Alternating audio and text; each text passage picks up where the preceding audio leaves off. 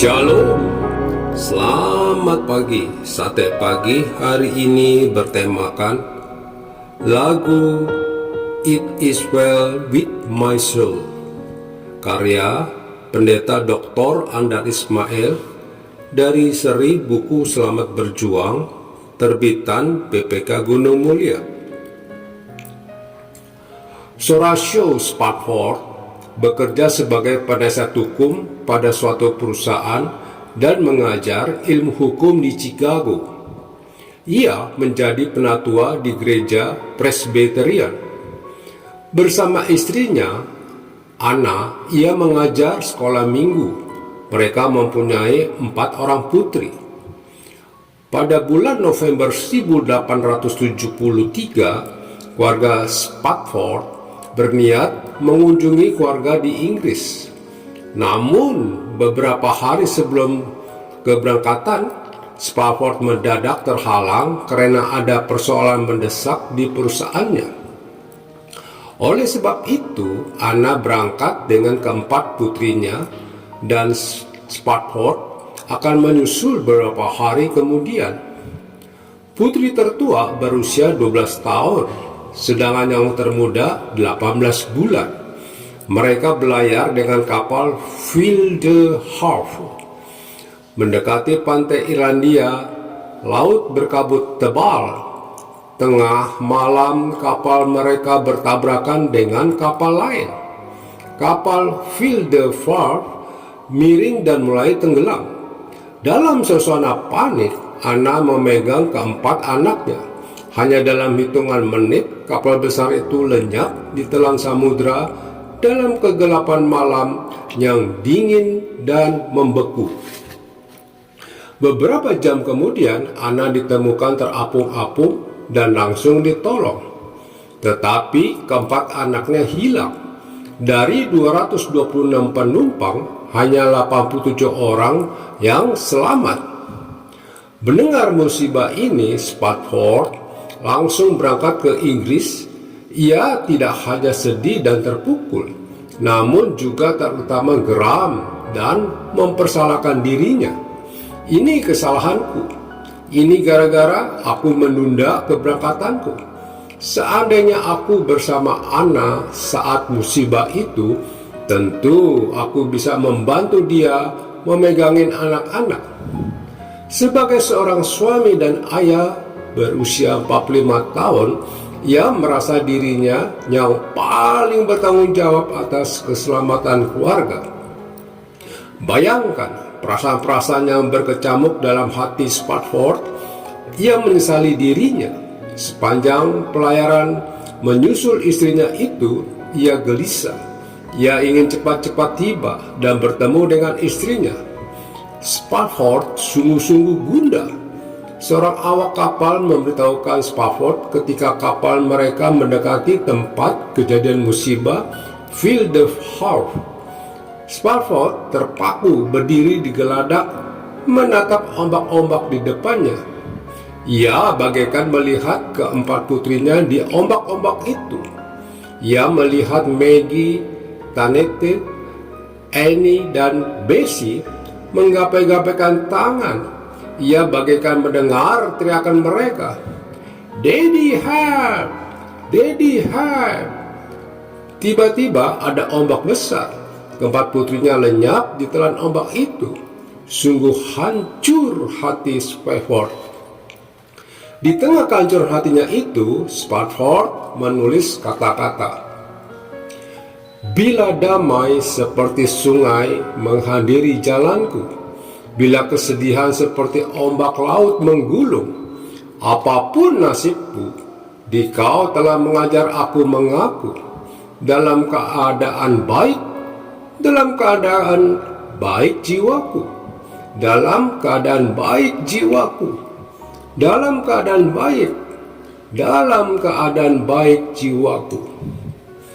Goresan pena Spafford ini beberapa tahun kemudian digubah oleh seorang komponis menjadi lagu It Is Well With My Soul, yang diterjemahkan di NKB 195 menjadi Kendati hidupku tentram, dan PKJ 232 menjadi "Dikala hidupku tentram". Spafford sedang gelisah dan gundah. Ia marah dan menyesali dirinya. Ia bingung dan sedih. Jiwanya terguncang. Namun sungguh mengagumkan. Di tengah goncangan itu ia menulis, "Jiwaku dalam keadaan baik". Spafford baru saja berdiri di geladak, memandangi ombak-ombak laut menggulung. Itulah ombak-ombak yang menggelamkan keempat putrinya yang manis mungil. Nyawa mereka direnggut oleh ombak-ombak itu. Sungguh sedih dan pedih perasaannya. Ia merasa bernasib sangat buruk.